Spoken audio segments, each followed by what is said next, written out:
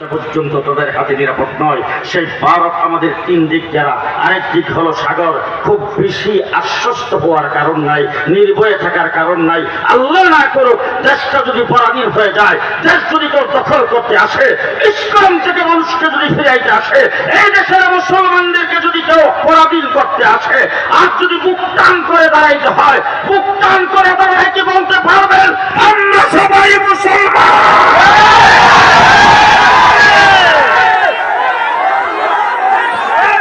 নারায়ে তাকবীর, আল্লাহু আকবার। নারায়ে তাকবীর, আল্লাহু আকবার।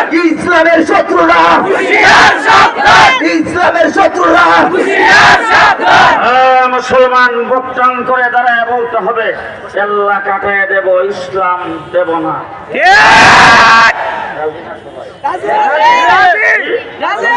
জীবন দিয়ে দেব, ইমান দেব না।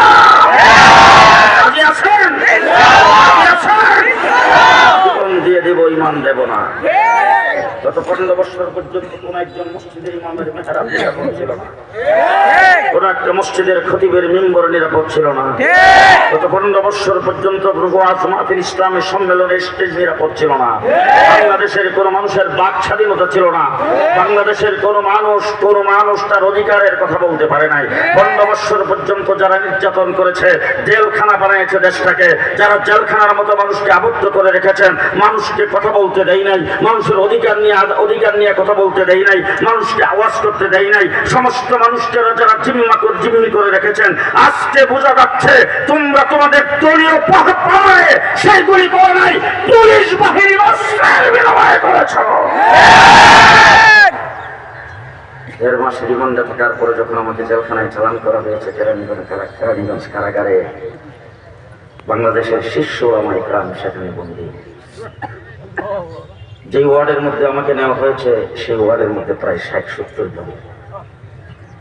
এর মধ্যে বাংলাদেশের সবচাইতে বড় বড় আলেম হযরত মাওলানা হাবিবুল্লাহ মাহমুদ কাসেমী, হযরত মাওলানা খুরশিদ আলম কাসেমী, হযরত মাওলানা মঞ্জুরুল ইসলাম আফিন্দি, এই সমস্ত বড় বড় ওলামা ইকরাম। আমি তাদের মধ্যে বয়সের দিক থেকে সিনিয়র।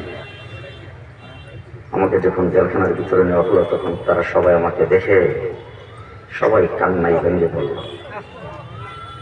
আমি সেই জায়গায় তাদেরকে একটা কথা বলেছিলাম, নির্যাতিত হচ্ছেন, নির্যাতন মুখ করছেন, সবর করেন, একদিন এমন একদিন আসবে যেদিন নাতি লজ্জায় বলবে না আমার দাদা আওয়ামী করত।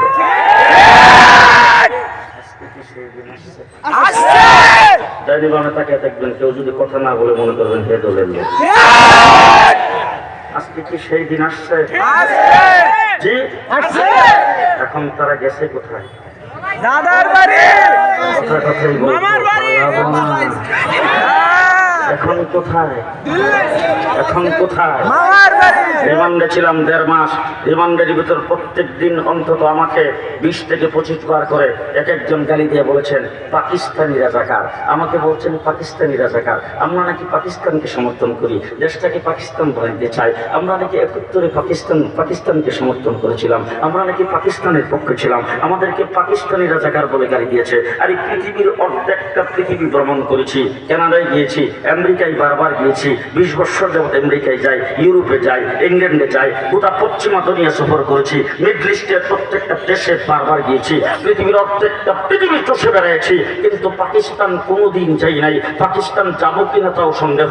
আমার বাংলাদেশের বর্ডারের সাথে পাকিস্তানের বর্ডারের মিল নয়। তোমরা আমাদেরকে পাকিস্তানি রাজাকার বলে গালি দিয়েছ। আজকে পরিষ্কার ভাষায় বলতে চাই, তোমরা সবাই ভারতীয় রাজাকার।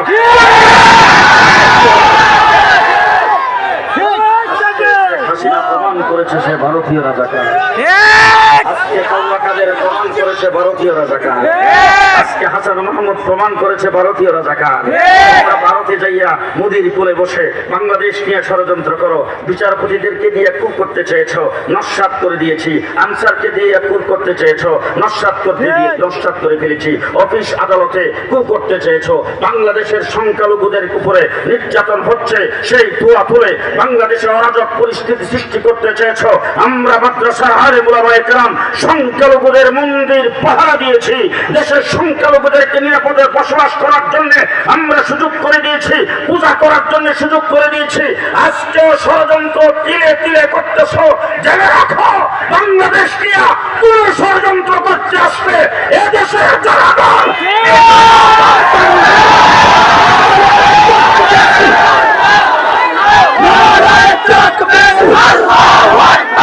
ইসলামের শত্রুরা,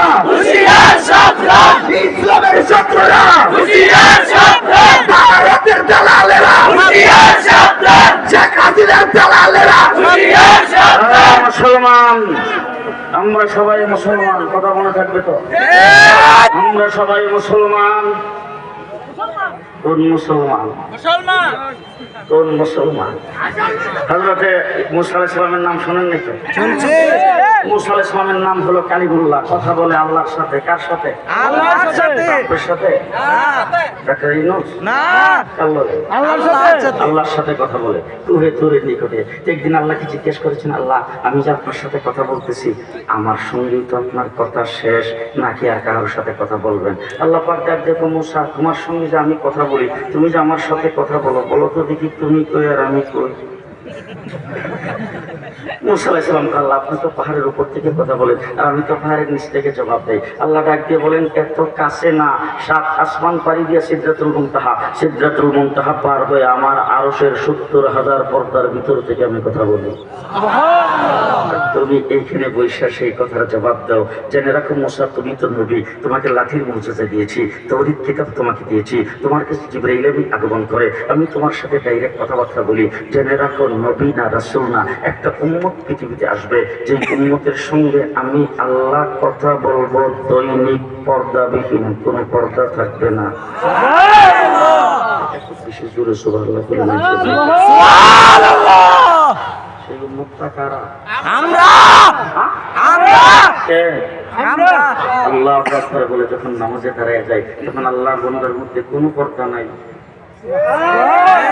ডাইরেক্ট মুসা তোমার সঙ্গে কথা বলি পার্ট টাইম, যখন দরকার হয় তোমাকে ডাইকে আনি, আর কুহে তুরের নিকটে আসো, এখান থেকে তোমার সাথে কথা বলি। জেনে রাখো মুসা, এমন একটা উম্মত পৃথিবীতে আসবে, যেই উম্মতের সাথে আমি আল্লাহ 24 ঘন্টার যে কোনো সময় কথা বলার জন্য আমার কথার ভান্ডারটা তাদের হাতে ছেড়ে দিয়ে রাখবো। রাসূলুল্লাহ সাল্লাল্লাহু আলাইহি ওয়াসাল্লামের উম্মত আদম থেকে ঈসা পর্যন্ত নবী পৃথিবীতে আগমন করেছেন। নবী চলে গেছে, তার মুজিজাও চলে গেছে, নবী চলে গেছে, তার কিতাবও চলে গেছে, নবী চলে গেছে, তার নবুয়তিও চলে গেছে। আজকের গোটা পৃথিবীতে আল্লাহ পাক কোরআনে কারিমের আগে 103 খান আসমানি কিতাব নাযিল করেছেন। 100 ছোট কিতাব, 3টা বড় কিতাব। আজকে গোটা পৃথিবী চ্যালেঞ্জ করে বলতে চাই, কোন জাদুঘরে অথবা কোন মিউজিয়ামে কোন জায়গায় 100 সহিফার কোন অস্তিত্ব নাই। আজকে তাওরীত কিতাবের দাবিদার ইহুদিরা দাবি করে তারা তাওরীত কিতাবের অনুসারী। আমি চ্যালেঞ্জ করে আজকে আপনাদের এখানে অজুপাড়া গায়ে এই জায়গার মধ্যে আসে বলছি, শুধু তাই না, আমেরিকায় বলেছি, ওয়াশিংটনের সেমিনারের ভিতরে, সেখানে ইহুদি ছিল, খ্রিস্টান ছিল, তাদের সামনে আঙ্গুল উঁচা করে বলেছি, ও আমার ইহুদি ভাইয়েরা, হযরত মুসা আলাইহিস সালামের কাছে যে তাওরীত কিতাবটা নাযিল হয়েছিল, বাবার বেটা হইলে একটা কপি দেখান তো আমারে। আছে তো তাওরীতের হাফেজ বোধহয় কুড়িখানেক আছে। নাই জি নাই, আসতে তো আছে। আমার রাসূলের 500 বছর আগে হযরত ঈসা আলাইহিস সালাম পৃথিবীতে আগমন করেছিলেন। ঈসা আলাইহিস সালাম চলে যাওয়ার 500 বছর পরে আমার নবী পৃথিবীতে আগমন করেছেন।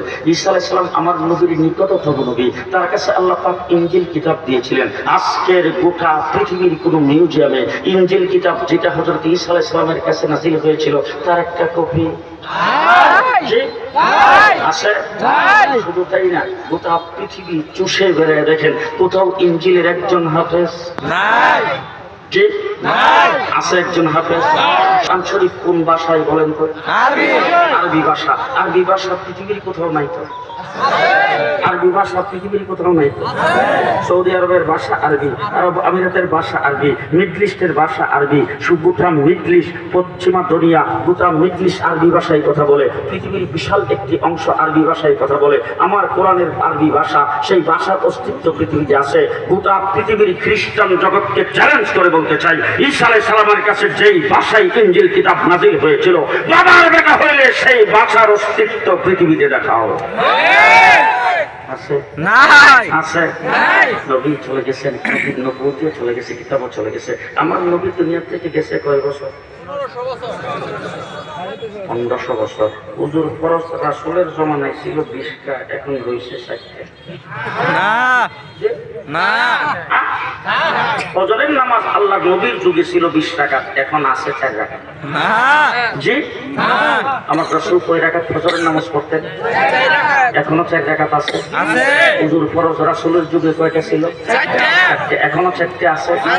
ইমামের ফরজ ছিল 3টা, এখনো 3টা আছে। রাসূলের ফরজ ছিল 3টা, এখনো 3টা আছে। মাথায় টুপি দেওয়ার সুন্নত এখনো আছে, চুল কাটার সুন্নত এখনো আছে, দাড়ি রাখার সুন্নত এখনো আছে, রাস্তার ডাইন সাইড দিয়ে হাঁটার সুন্নত এখনো আছে। গোটা পৃথিবী পরিবর্তন হতে পারে। বাংলাদেশ হয়েছে সোনার বাংলা, তারপর হয়েছে সবুজ বাংলা, এরপর হয়েছে নতুন বাংলা। বাংলাদেশ হয়েছে আধুনিক বাংলা, এরপর হয়েছে মডার্ন বাংলা, তারপর হয়েছে তারপরে হয়েছে ডিজিটাল বাংলা, এরপরে স্মার্ট বাংলাদেশ। কিন্তু নবীর সুন্নতের কোনো পরিবর্তন হ্যাঁ? আজকের থেকে 50-55 বছর আগে যখন মক্তবে পড়তাম, তখন কারি সাহেবরা আমাদেরকে শিক্ষা দিত, টাকটিতে যাওয়ার সময় সর্বপ্রথম বাম পাও দিয়া যাইতে হইবে। কোন জায়গায়? টাকটি। টাকটি কোন জায়গায়?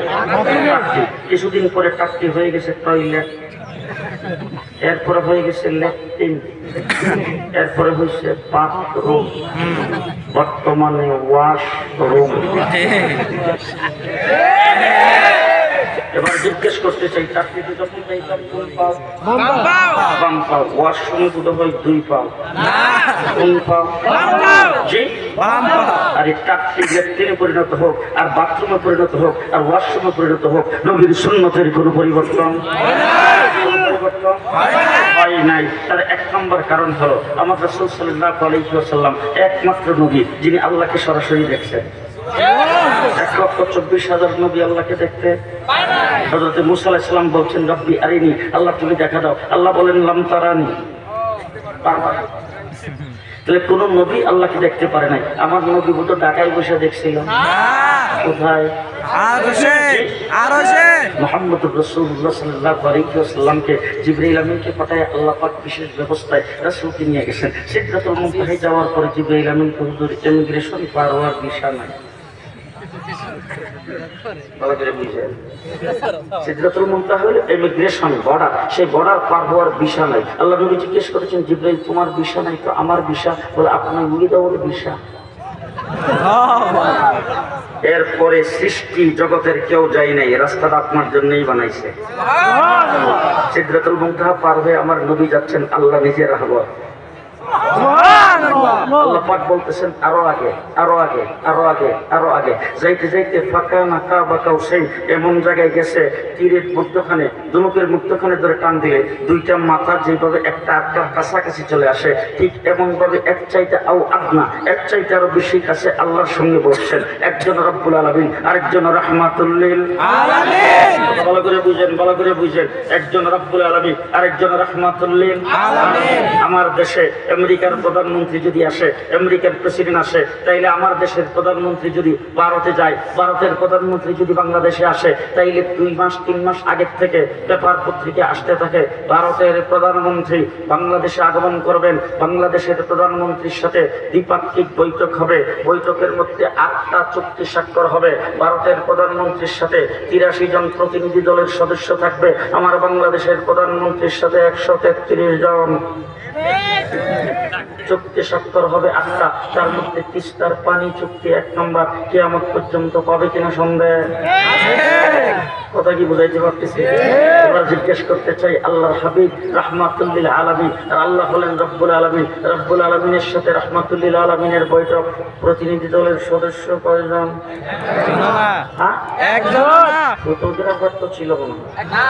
সাংবাদিক, ইউটিউবার, বডিগার্ড, জি লেখক কেউ নাই। একজন রব্বুল আলামিন আরেকজন রাহমাতুল আলামিন, দুইজনের বৈঠক। বুঝলেন, দুইজনের বৈঠক। বৈঠক কিন্তু একবারই হয়েছে। কয়বার? একবার বৈঠক হয়েছে, দুইজনের বৈঠক। আর বৈঠকটা এত গুরুত্বপূর্ণ, আল্লাহ বলছেন একদিকে, আল্লাহর হাবিব বলছেন একদিকে। একদিকে হলেন আল্লাহ রাব্বুল আলামিন, আর একদিকে হলেন রাহমাতুল আলামিন। দুইজনে মিলে বৈঠকে বসছেন। সেই বৈঠকে ফায়সালা কি হয়েছে আজকে আমি আপনাদের সামনে শোনা যাব। ভালো করে মনে রাখেন, এক বৈঠকে বসে আল্লাহ রাব্বুল আলামিন সেখানে ফায়সালা করেছেন। আমার রাসূল সাল্লাল্লাহু আলাইহি ওয়াসাল্লাম ফেরত যখন আসতেছে, ষষ্ঠ আকাশে আইসা দেখে হযরত মূসা আলাইহিস সালাম এইভাবে ব্রিকেট দিয়ে খাইছে। আল্লাহর নবী ডাক দিয়ে বলেন, ও মূসা ভাই, এইভাবে দাঁড়ালেন কেন? আমার তো তাড়াতাড়ি ফজরের আগে যায় পৌঁছতে হবে। মূসা আলাইহিস সালাম ডাক দিয়ে দাঁড়াইছি দুইটা কারণে। একটা কারণ হলো আমি আল্লাহকে দেখার জন্য আরজু আকাঙ্ক্ষা করেছিলাম, আল্লাহকে দেখতে পারি নাই। কথা বলছি আল্লাহর সাথে, আপনি আল্লাহকে যে সরাসরি দেখছেন। আমি এখন দাঁড়াইছি যেই চোখ আল্লাহকে দেখছে সেই চোখটা দেখতাম। যেই চোখ আল্লাহকে দেখছে সেই চোখটাকে দেখলাম। দুই নম্বর দাঁড়াইছি, আপনারা দুজন যে একত্রিত হইয়া সেখানে বৈঠক করছেন, জিবরাইল নাই, লেনদেনটা কি হয়েছে? জিবরাইল নাই, দুজনের মধ্যে তো যাবার হয়েছে, লেনদেন কি হয়েছে? এবার জিজ্ঞেস করতে চাই, আপনাদের এই দেশ থেকে কেউ উমরা করতে যায় না? হজ করতে যায় না? বিদেশ কেউ থাকে না? বিদেশে যখন থাকে তখন এখান থেকে 2 মাস 2 বছর 3 বছর 5 বছর পরে যখন আসে তখন অনেক কিছু নিয়ে আসে না? জি, সবকিছু তো হাতে করে আনে। জি, হাতে করে আনে না, বুকিং এ দেয়। জি, লাগেজ বুকিং এ দেয়। কথা বলে না, বুকিং এ দেয়। আর ওই বুকিং এ দেওয়ার সময় সবকিছু বুকিং এ দিয়ে দিচ্ছে, কিন্তু যাওয়ার সময় বিয়ে করে গেছিল। 1 বছরের মাথায় হয়েছে একটা মেয়ে, মেয়ের বয়স এখন 4 বছর। মেয়েটা হাতে দূরে, তার জন্য আনছে গলার একটা চেইন। আবার বেগম সাহেবের সঙ্গে 4-5 বছর যাবত দেখা নাই, বেগমের জন্য আনছে কানের 2টা ঝুমকা। আবার মা আছে, মার জন্য আনছে 2টা চুড়ি। এগুলো কি বেঁধে দিছে? হ্যান্ড ব্যাগের মধ্যে লইয়া ঠিক বাথরুমে গেল সারে না, কথা কয় না? আমার রাসূল সাল্লাল্লাহু আলাইহি ওয়াসাল্লাম মুসা আলাইহিস সালামকে বলেছেন, দেখেন আল্লাহ পাক কিয়ামত পর্যন্ত আমার উম্মতের জন্য যা দরকার সব দিছে। কিয়ামত পর্যন্ত এই উম্মতের জন্য যা দরকার সব এক বৈঠকে ফয়সালা হয়েছে। এক বৈঠকে সব ফয়সালা। কিয়ামত পর্যন্ত উম্মতের জন্য যা লাগবে সব দিছে। সবকে আমি হাতে করে আনতে পারি, বেল্টে ছেড়েছি, বুকিং এ দিয়েছি, আর মূল্যবান একটা জিনিস দিচ্ছে, এটা হাতে আছে। মুসা আলাইহিস সালামকে দেখে বলে রাস্তাঘাটে খোলার জিনিস না, একটু দেখতাম, দেখলে তোরা আমি রাইখা দেবো না। আল্লাহর নবী খুললে দেখেছে 50 ওয়াক্ত নামাজ। এখন যদি 50 ওয়াক্ত খরচ থাকতো বিয়ে শাদী করতে পারতেন? খাওয়ার টাইম পাইছে, গোসলের টাইম, আর উজু শুকলেই তো বিপদ আছে। আমার উম্মতের জন্য মাত্র 1 ওয়াক্ত ছিল, ঈদেই বসছে না। আর আপনার উম্মতে আওয়ামী লীগ ক্ষমতায় যাইবো, 15 বছর ক্ষমতা ধরে রাখবো, এই আন্দোলন করবো, নামাজ পড়বো। আপনার উম্মতের মধ্যে তো কাওয়া কাদেরও থাকবো, নামাজ পড়বার টাইম পাইবো কোন সময়? কথা কথা সারাদিন 100-200 মিথ্যা কথা বলি তো তার শেষ হবে না। আল্লাহ নবী ডাক দিয়ে কখন আমি কি করতাম, আল্লাহ দিছে, আমি তো ব্যাগের ভিতরে ঘুরে দিয়েছি। বলে আবার আল্লাহর কাছে যান। বলে কেমনে যেতাম? রাস্তাটা তো আপনার জন্য বানাইছে। 9 বার গেছে, 9 বার, কয়বার? একবারে 5 ওয়াক্ত করে কমছে। 5 নং 45। মুসা আলাইহিস সালামকে আরো কমাইতে হবে। সাথে সাথে আমার আল্লাহ ডাক দেখে, এই মুসা ভালো করে শুনে রাখো, আমি আমার হাবিব আমার কাছে আসছে, আমি যে কমাইছি মৌখিকভাবে কমাইছি, আর 50 যে ফরজ করছিলাম সেটা লিখিত হয়ে গেছে। লিখিত যেটা লেখার জায়গায় আছে আমি মৌখিকভাবে 45 বাদ দিয়ে দিলাম। এখন পড়বে 5 ওয়াক্ত, সওয়াবের বেলা লেখাই যা আছে তাই।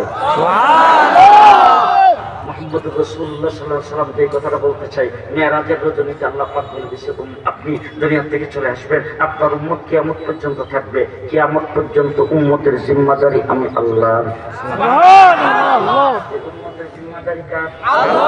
আরো আসতে কার জিম্মাদারি? ভালো করে বুঝবেন, এই উম্মতের জিম্মাদারি আল্লাহ। উহুদের লড়াইয়ে রাসূল টান্দান শহীদ করেছেন, ইসলামের কিন্তু কিছুই হয় নাই। হযরত আমির হামদার লাশটা টুকরা টুকরা হয়েছে, ইসলামের কিছুই হয় নাই। বেলালকে উত্তপ্ত মাটির মধ্যে ফেসরানো হয়েছে, ইসলামের কিছু হয় নাই। আবু বকর সিদ্দিককে পিটাইতে পিটাইতে নাকের হাড্ডি ভেঙে দেওয়া হয়েছে, ইসলামের কিছু হয় নাই। হুনাইনের যুদ্ধে মুসলমান পরাজয় বরণ করেছে, ইসলামের কিছু হয় নাই। কারবালার ময়দানে হযরত হুসাইন শাহাদাত বরণ করেছে, ইসলামের একটা পশমের ক্ষতি হয় নাই। বালাকুতের ময়দানে সৈয়দ আহমদ বেরলভী শাহ ইসমাইল শহীদ শাহাদাত বরণ করেছে, ইসলামের সামান্যতম কোনো ক্ষতি হয় নাই। শামিলের যুদ্ধে হাফেজ জামিন শহীদ শাহাদাত বরণ করেছে, ইসলামের সামান্যতম কোনো ক্ষতি হয় নাই। 14,000 আলেমকে একদিনে ইংরেজ ফাঁসির কাস্টে জুলাই মাসে ইসলাম শেষ হয়ে যায় নাই। আমার ভাইরা 3.5 লক্ষ আলেম ওলামায়ে কেরামকে পানিতে ডুবাইয়া আগুনে পুড়ায় মারছে, ইসলামের সামান্যতম ক্ষতি হয় নাই। 3.5 লক্ষ কোরআনের কপি আগুন দিয়ে জ্বালিয়ে দিয়েছে, ইসলামের সামান্যতম কোনো ক্ষতি হয় নাই। বাংলাদেশ পাকিস্তান যখন হয়েছে, ফ্যামিলি প্ল্যানিং আইন করে এদেশের মানুষকে গুমরাহ হারাম কাটছে, লিপিবদ্ধ করতে চেয়েছে আইয়ুব খান, ইসলামের কিছুই হয় নাই। শামসুল হক ফরিদপুরি যারা মোকাবেলা করেছেন, বাংলাদেশ হওয়ার পরে হাইকোর্ট থেকে ফতোয়ার বিরুদ্ধে 2 জন বিচারপতি রায় দিয়েছে, ইসলামের সামান্যতম কোনো ক্ষতি হয় নাই। তসলিমা নাসরিন কোরআন পরিবর্তনের কথা বলেছে, ইসলামের সামান্যতম কোনো ক্ষতি হয় নাই। শাহবাগে নাস্তিকের মুক্তাদেরা আল্লাহ রাসূলকে গালি দিয়েছে, শাপলা চত্বরে আলেম ওলামায়ে কেরাম জীবন দিয়েছে, ইসলামের কিছু হয় নাই। 2021 সালে আমরা কারাবরণ করেছি, ইসলামের কিছু হয় নাই। 2024 সালে পাখির মতো গুলি করে ছাত্র জনতাকে হত্যা করেছে, ইসলামের কিছুই হয় না।